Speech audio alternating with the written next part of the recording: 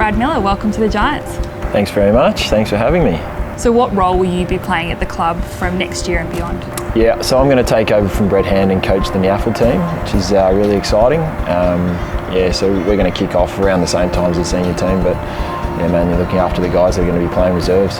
You played 157 games for Melbourne and Richmond. What have you been doing since you retired in 2012? The last 2 years I've been at Melbourne in a development role, so coaching and also coaching the midfield in our reserves. So I've got a little bit of experience with the reserves team at an AFL club, which is great. And I had a year off after I finished with the Tigers, just had a job outside of footy, had a break for a little while, and it really made me keen to get back involved in 2014. You've obviously got that development experience. What was it that attracted you to the role as an NEAFL coach here at the Giants?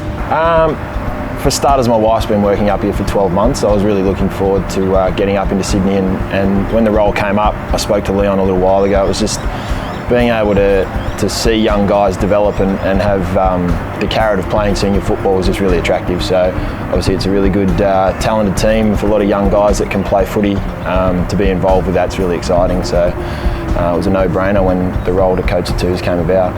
It's quite a different dynamic here at the Giants with a lot of young talented players and less of the more experienced heads. Did that attract you to the role?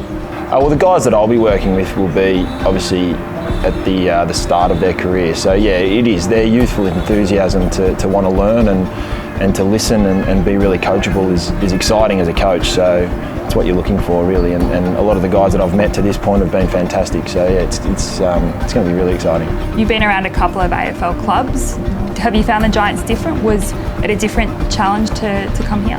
Not so much. No, a footy club's a footy club. They're filled with people, and if you get the organisation filled with good people, you're going to have success as a footy team. So my first impression of the club, I've only been here for a week, but it's been fantastic. It's just filled with good people. So I'm yet to meet everyone, but in terms of how the club's run, no, it's a footy club.